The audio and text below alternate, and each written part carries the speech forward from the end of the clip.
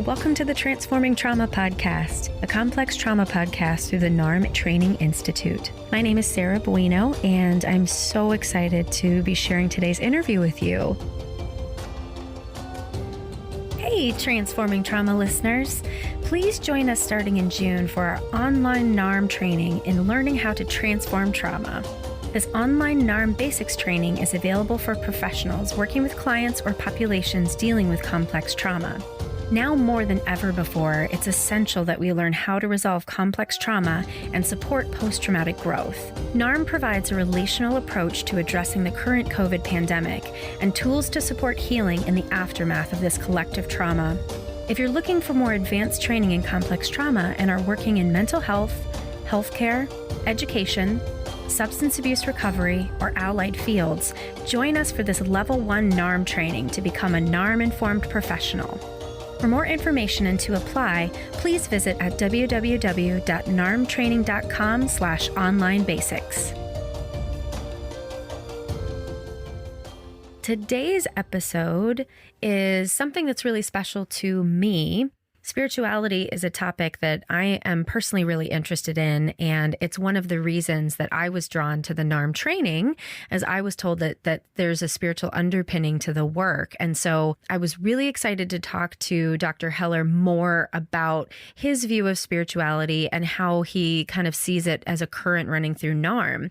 So Dr. Laurence Heller is the founder of the NeuroAffective Relational Model, which is NARM, a specialized psychobiological approach to working with developmental trauma, as you've well heard. This model is presented in his best-selling book, Healing Developmental Trauma: How Early Trauma Affects Self-Regulation, Self-Image, and the Capacity for Relationships. And it's currently published in more than 10 languages.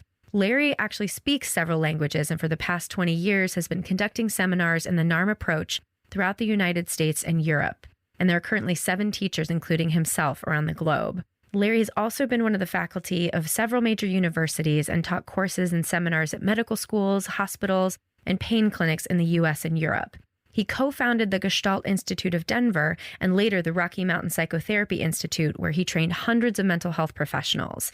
In the past 25 years, he's provided thousands of case consultations for therapists in both the US and in Europe. I really, really hope you enjoyed this conversation between myself and Larry all about spirituality. Hello, Dr. Heller. Welcome to Transforming Trauma.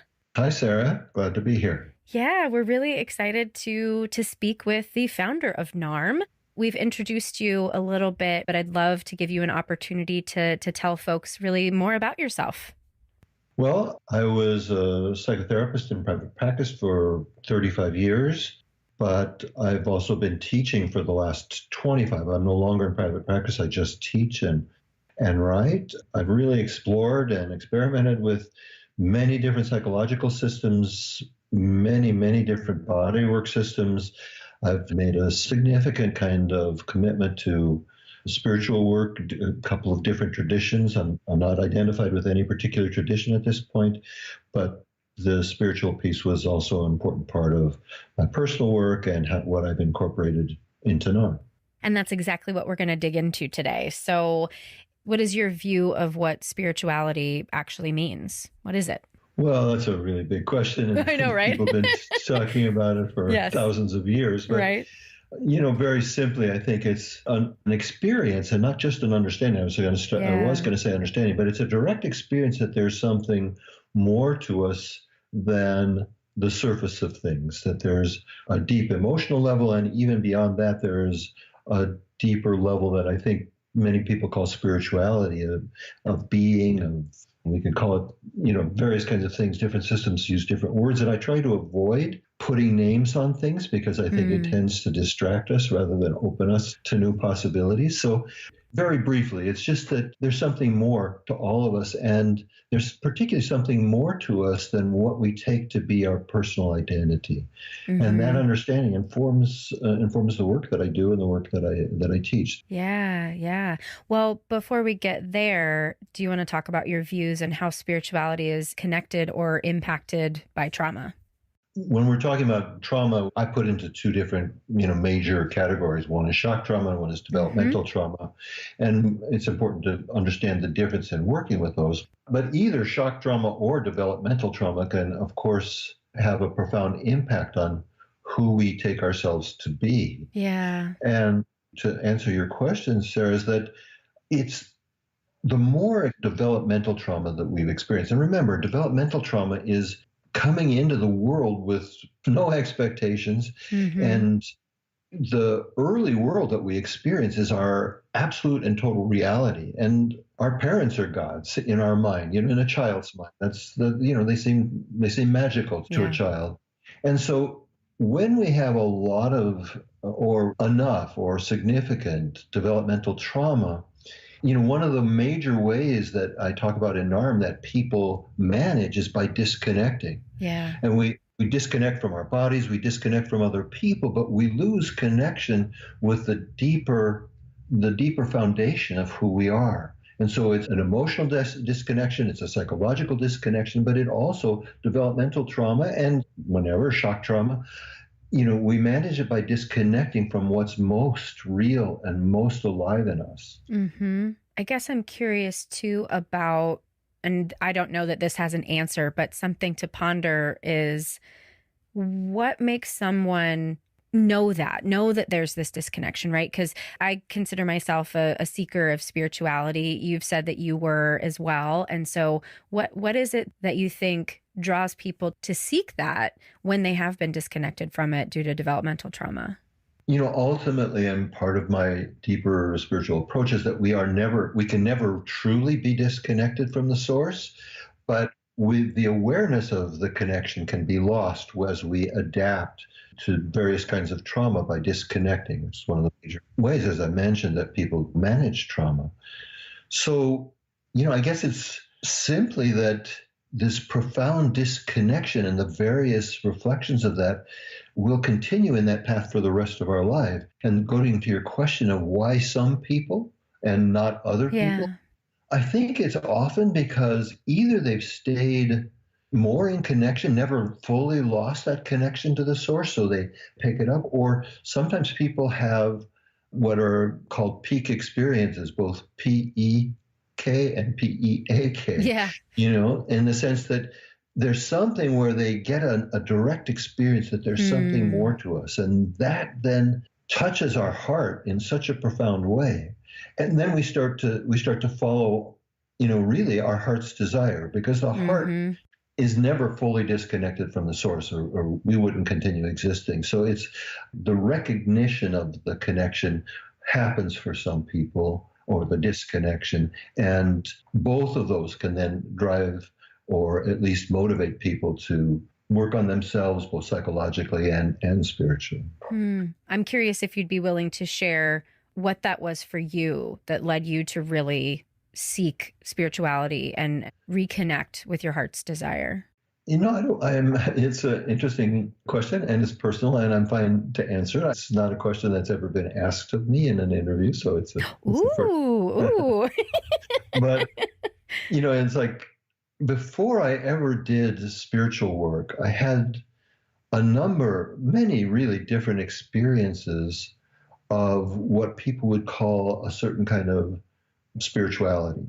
Now, I was, let's say, not really happy with the little religious stuff that I was exposed to, but there was a sense that there was something more. And then I would have these peak experiences. And of course, if you're mechanistically oriented, people will just reduce this to endorphins or certain neurochemicals. But for example, one of the things that I've done my whole life I love to do is long distance running. And I had some experiences when I was running long distance of this kind of connection and this sense that beyond the busyness of the mind, that everything was perfect. So that was one piece. That was earlier. Then a little bit later, I was running the Gestalt Institute of Denver at the time, and one of the people on the staff said, well, there's this person that you might want to explore, because I was, exploring all kinds of energetic and body work and psychological work. He was doing what he called fourth chakra work. Ooh, okay, Yeah. okay. Now you're speaking my language. And he was using deep breathing to open that particular center.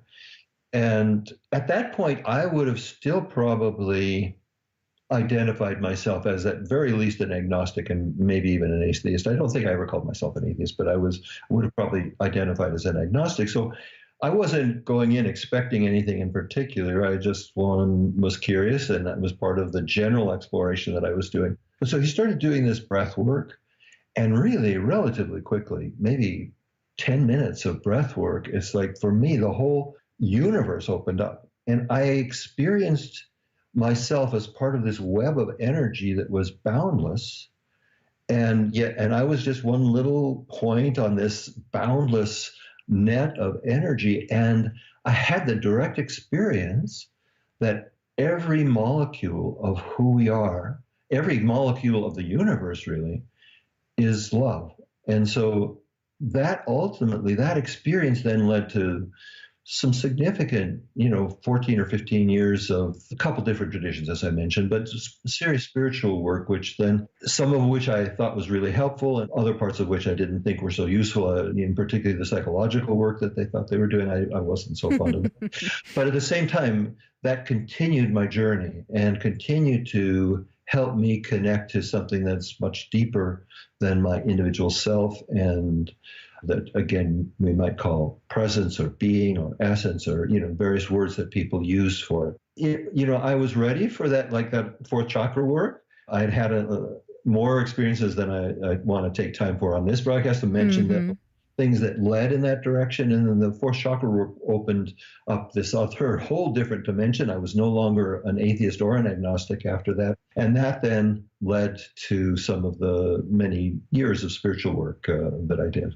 Thank you so much for sharing that. It's interesting as you describe. I mean, I don't have personal experience with psychedelics, but I hear that that's what the experience of doing psychedelics is like, is then transcending the ego and being able to recognize the interconnectedness. And I've also heard that breath work can do what psychedelics does. So that just sounds like a wonderfully transcendent experience. Well, it truly was. And I've not done psychedelics. And again, I think for some people they could be dangerous. But I do know people who have, using psychedelics, have made a deeper connection with themselves or with a larger self, or again, whatever word we want to use for it. And it's changed their lives. So when it comes to psychedelics, let's just say I'm agnostic. Right. So to kind of weave back to the questions, can you talk a little bit about the role of spirituality from a NARM perspective when we're talking about healing trauma? Well, one of the things, as I mentioned earlier, but it's worth repeating, is that in adapting to early developmental trauma of whatever kind, one of the adaptations that every child makes, and it's a survival mechanism, is that they make themselves wrong for what they experience. A child cannot experience themselves as a good person in a bad situation. So the foundations of our identity end up being shame-based, which the shame is about the experience that we have and has nothing to do with who we are. But as a child, of course, and we could, unless we do some kind of work usually, we don't know that all of that sense of shame and badness that we carry around in so many different forms, somatically, emotionally, psychologically, has really nothing to do with us, has everything to do with the early environmental failure that we experienced, that we have taken on in various ways. Right. So then when we think about how then spirituality can be used to heal that trauma, what do you say in that regard? One of the things that I think when a therapist has a real spiritual connection, is that our clients pick up our states. And we, as we pick up our clients' states, there's a two-way street that's going on. But they also, it's certainly understood that they borrow the regulation of the therapist. And if that regulation has a spiritual foundation, when people are aware of the spiritual connection, they feel safer on one hand, which means they effort less which means they can be more present, which means that they can be curious rather than problem solving. And as you know, Sarah, because you've done the training, is those are the foundations of what I'm teaching and what Brad is teaching now in NARM. Right. And so it's built in to the model. Although, again, I don't push any kind of spiritual dynamic. It's there informing. And those therapists, as going to your question, that experience that have greater resources to bring to the therapeutic process. And that's just making me think about, obviously, some folks that we work with, and some of us too have had our own spiritual wounding or even spiritual trauma. And so I'm curious what you've seen in terms of that, whether it be a therapist going through this NARM training and how they might react to the spiritual underpinnings, or if you've worked with clients who go through spiritual trauma and what that then looks like in the room. In Europe, I used to do a 4-day series, two-day workshops. One was called Trauma and Spirituality, and the other was called Spiritual Trauma. And so when you say spiritual trauma, that could mean a lot of different things, as I came to experience, because there were many things that people worked on that I would not have anticipated.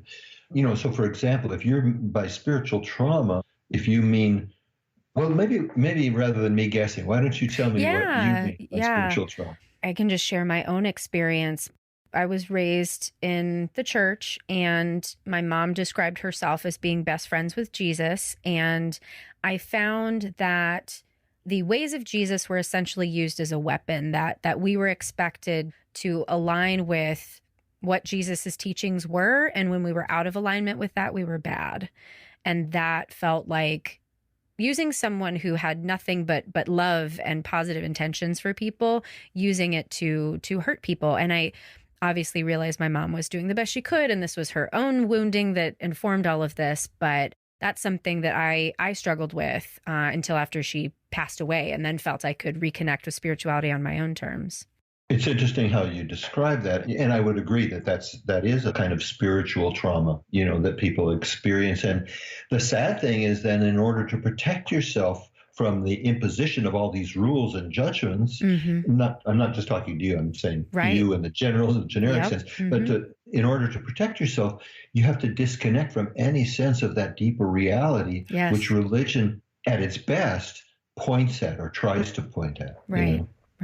And so that it is a deep spiritual wounding. And there are, of course, there are many others of different things. Of course, if you've been molested by a priest, for example, because it's a potentially spiritual connection, and sometimes even spirituality is used in the seduction or the grooming of that creates a deep spiritual wound, and people respond to that wound by disconnecting again from the deepest aspects of themselves, when it was really just a failure of the environment, a specific kind of failure, but still it had nothing to do with them. And yet we all pay the price for that disconnection, because we feel that life is meaningless, we feel disconnected. Energy, depression, all these kinds of symptoms that people have really are coming from the loss of a deep connection with the smaller self and the bigger self. Right. And then that's also making me think of the flip side, where folks can be essentially addicted to spirituality and engage in spiritual bypass rather than that deep, true connection that I hear you talking about. Oh, I've seen that so often, and I make it because I have a lot of seekers. I don't know what percentage, but a fair amount of spiritual seekers who also come to my trainings, and partly because maybe some element of the spirituality comes through. And I do mention in the book that I draw from Eastern traditions and so on. But what I've seen is that just exactly what you mentioned, this spiritual bypass dynamic, is that many people with the earliest kinds of trauma, which in NARM we call the connection survival style, often when the trauma is so early, they've never embodied. And sometimes, so they often, some people live in their heads, they're more the data-driven types. And then there are people who live in the energetic field that they're so, in order to survive, they've had to disconnect so profoundly from the body, emotions, so they're literally living in the energetic field, which for many of these individuals gives them a certain kind of entry or connection to deeper and sometimes very real states.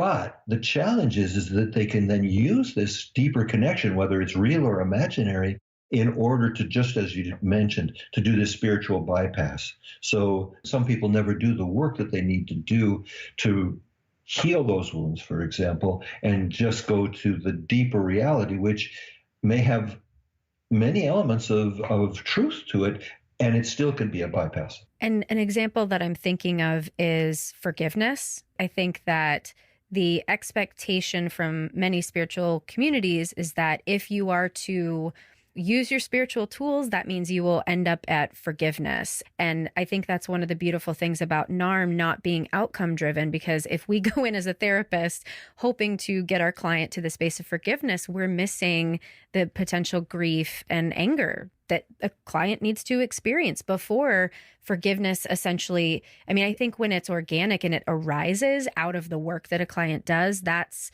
essentially the hope I want to hold for people, rather than forgiveness being the goal. And that's just a bypass, right? Totally. And you've use some of the same languaging that I've used about this dynamic, because I think it can I'm be learning. Really... Oh, good. But no, I think this thing I've sometimes talked about, for example, I had a client who was raped. She went to her spiritual teacher or whoever the person was, and the person said, "Have you forgiven him yet?" And this was like one day after. Oh my God, no. You couldn't be more misattuned, but this is not so unusual. And I agree completely that it is a wonderful thing when forgiveness organically emerges. It means for me that the heart that had been so wounded is really opening up, because when the heart opens up, we experience forgiveness and gratitude and coming home and compassion and all of these different kinds of things. But it has to do it organically, because just as you were saying, Sarah, when you try to impose it top down, people just end up feeling guilty because they can't forgive, like whoever their pastor is telling them should be forgiving. And it just creates really its own kinds of problematical dynamics. Right. I'd love to shift into talking a little bit about agency in terms of spirituality and higher power, maybe more specifically. For folks who don't know, the Inner Circle is a place where you can basically get some deeper information about NARM and continue to learn more. And you and Brad just recently did a webinar on agency that was great. And I'm going to pick on Brad for a second because he can take it. One of the things that I heard him say in there was when people turn over their agency to their higher power and they say, oh, it was God's will, or, the universe has got my back or something like that, that's actually giving over agency. And I'd love to tease out the nuance of how believing in a higher power can be supportive and connective, and how then we can use that as giving up our agency.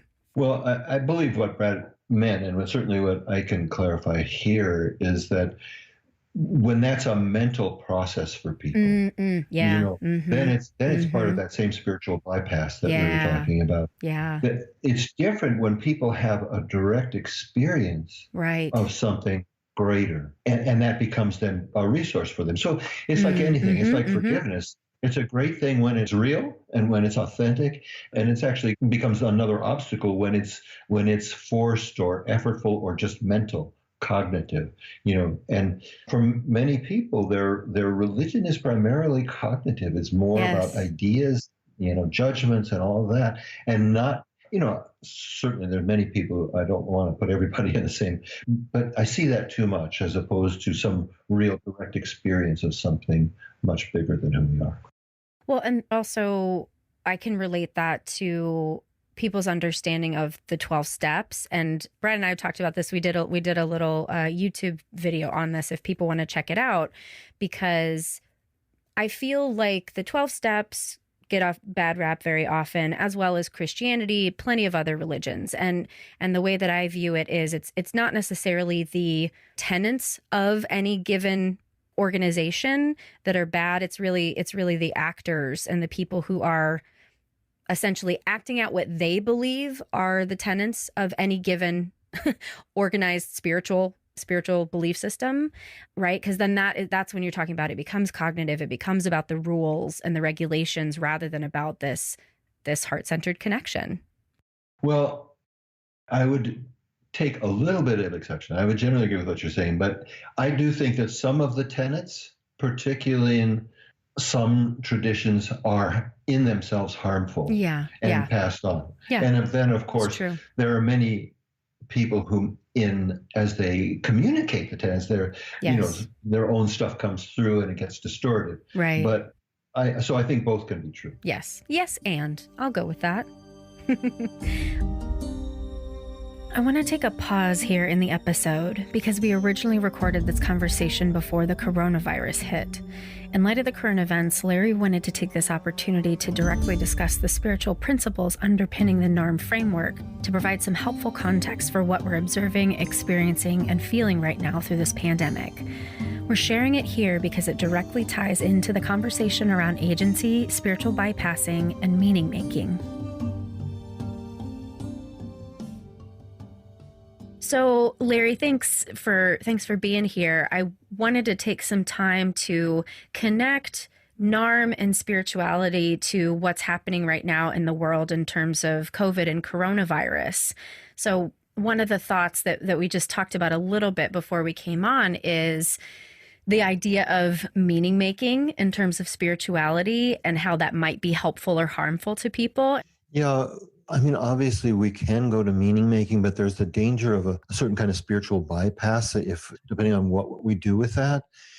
I think that, at least from my orientation, is that some kind of spiritual sense, some kind of sense that there's something more than just this, what we see in the physical body that adapts to us, helps us deal with a profound uncertainty of these times, for example. Just some kind of sense of, that, we can't always understand or figure out what's going on or make sense of it. I mean, on one level, the suffering in the world, it makes no sense. It's like we can look around, and some people use that as a way of disconnecting from any kind of spiritual connection, like feeling like, any God that would allow this couldn't be a loving God. So I'm careful not to go too much into meaning, but there is the sense, there's a word that's used in some traditions, just talking about abiding, like we abide, like it gives us the capacity to abide in the sense that we don't know, we don't fully understand.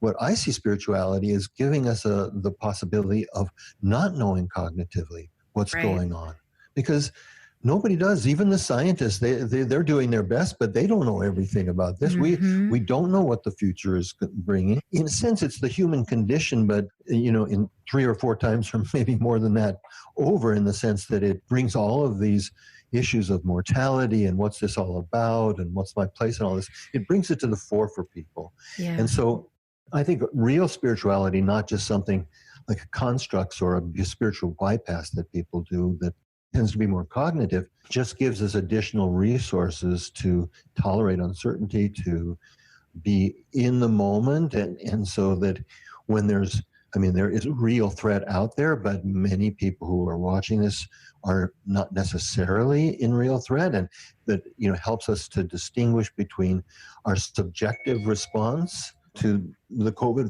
virus, where there's, real danger, versus what is subjective, having to do with old survival mechanisms and so on. So it just, I think it just deepens our capacity in that way. Yeah. I love that term abiding. And it's really helpful because I was trying to teach some folks about radical acceptance the other day. And I think acceptance, at least one participant in this group was saying, like, acceptance to me means that I have to think that something is okay, but abiding has a flavor of like there's passing waves, essentially. Yeah, exactly. Yeah, exactly right. That there's, this, as it says, I believe in the Bible, it says, this too shall pass, because it will. Right. Yeah. 100 and some years ago, we had the Spanish flu, and huge percentages of people died. And in time, that too passed. And then the Roaring 20s, and there was, so we don't know really what the future is going to bring. And this abiding is just being able to be with the not knowing, to be with the uncertainty, to be with the full range of emotions that we have, including anxiety and fears. And that's natural, but it also helps us it gives us a platform where we can see when we might be overreacting, in the sense that it's not just an objective response to the world, the real threat, but what we're bringing forward to it. And that relates, of course, to the issue of agency as we talk about it in NARM. Right. So. Right. And the fear and anxiety leads to my next question, which is about conspiracy theory. And I think that has a lot to do with spirituality and how we're relating to this larger sense of the world. So do you have any thoughts on what that's all about? How people are coming to that?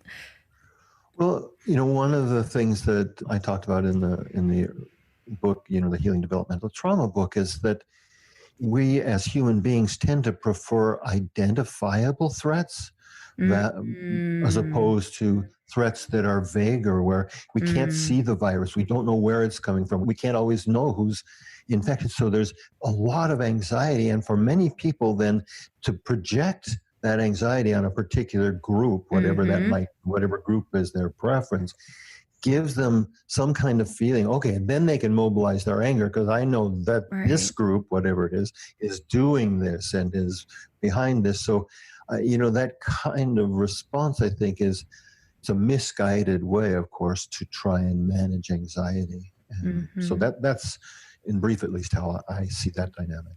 Yeah.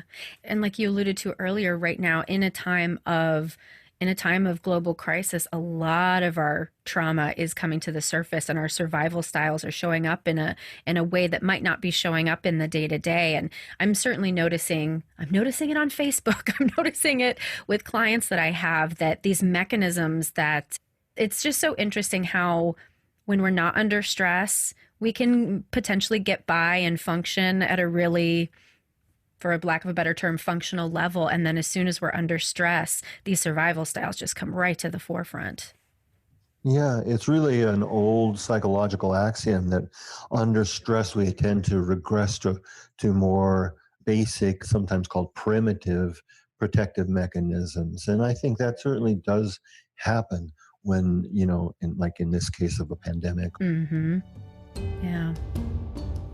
I'm so grateful to Larry for providing that contextual reframe for how we can reclaim our agency even in a time of uncertainty. And now let's return to our original conversation.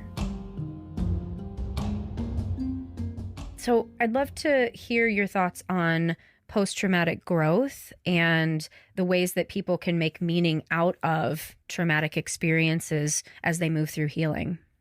Well, I can talk about it most clearly from an NARM perspective. And, other modalities and other systems. It's I don't want to presume to talk about them, but what I've seen in NARM, what many people have communicated to me, what people even experience in the groups in various ways, is that as they've done their, working on their developmental issues, because since NARM, we're holding that a big part of what we take to be our identity is really a fiction, and that trauma can expose the cracks. It's like they're always there, because any kind of identity that's based on images, which is classically the way certain psychodynamic traditions held us, that we were just self and object images, which they never ask the question, who is it that's holding these images? And that for me is the deeper question. So the experiencing trauma exposes the cracks, because the cracks are always there. And for those people who are motivated and interested, it can open the door to exploring, dimensions that they were unfamiliar with previously. So it is a spiritual doorway for many people, and used that way, whether they ultimately identify it as, use that word or not, it is really doesn't matter to me. It's more the direct experience that, as people talk about it, whatever cognitive category that it could be placed in is secondary. I've been doing a little research on Dark Night of the Soul recently, because I've gone through some stuff in the past couple of years that is just like what you're saying makes so much sense about exposing the cracks, exposing the places where it's like, what am I thinking of? There's some sort of, I believe they're Japanese bowls, and when they get cracks in them, they paint them with gold, and they expose those cracks and highlight them instead of trying to paint over it and pretend that they're not there. So that's kind of what I'm hearing you say. Yeah. Well, to paraphrase Leonard Cohen, he said something about that's where the light shines through in the Yes. cracks. And so there's different metaphors that we can use. They're all, I think, capture this a similar idea. Yeah. That's wonderful. Yeah, it's those people who may be listening who've gone through trainings with me or with Brad as well. We don't talk about the spiritual piece very much because for me, sometimes simply to name it, even the word spirituality is coupled in so many people's minds, both positively or negatively or some kind of combination. So part of what I just want to emphasize is that I'm not asking anybody to believe anything. I'm really the very strong orientation in NARM is to really listen to yourself, listen to your own experience, listen to the deepest experience, in you.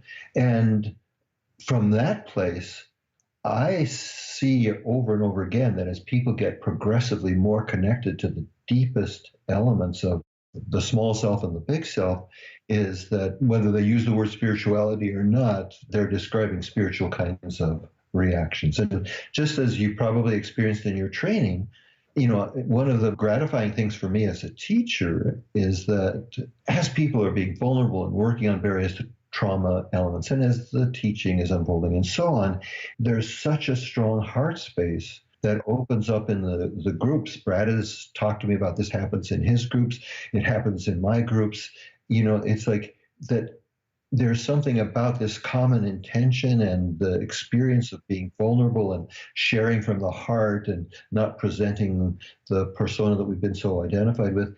This creates a real dimension for many people. And it's one of the reasons why most people don't feel ready to give the training up after 2, or if they do the 3rd year to even the 3rd year, because I'm doing like a post masterclass in Los Angeles now, because so many people in my masterclass that I finished in Berkeley, oh my goodness, they wanted to continue. They said, we don't want to stop here. So now I'm doing a post masterclass, and oh, wow. Brad and I have talked about building that dimension in, not as a requirement, but again, as so that people are aware of it. I've had this kind of reaction in the past where people said, what's next? We don't want to stop. And I didn't have anything for them.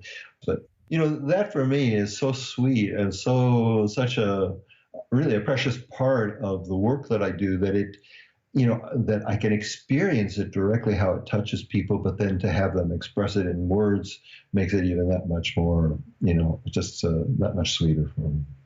And I resonate completely with how special these trainings are. I've done so many trainings after grad school, and for people to really, really crave that says a lot about the work that you're doing and the work that Brad does and the model itself. Thank you. Yeah. Well, unless you have anything else, I think it'd be a great place to wrap up here. Yeah, no, that sounds good, Sarah. Thank you. Wonderful. Thank you so much. Thanks so much for joining us on today's episode. If you want to learn more, you can go to the show notes or visit us at www.narmtraining.com/transformingtrauma. The Transforming Trauma podcast is brought to you by the NARM Training Institute.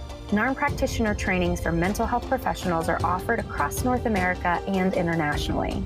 We're offering a podcast review giveaway right now. Each week, we're choosing one reviewer to receive a NARM clinical protocol and NARM personality spectrum worksheet.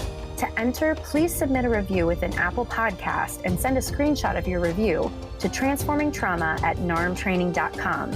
That's it. Winners will be chosen weekly. Thanks as always to Andrea Klunder and the Creative Imposter Studios for producing and editing, to Tori Essex for our album art, and to Brad Kammer for the creation of this podcast. We really look forward to building community and connection with you and changing the world by transforming trauma.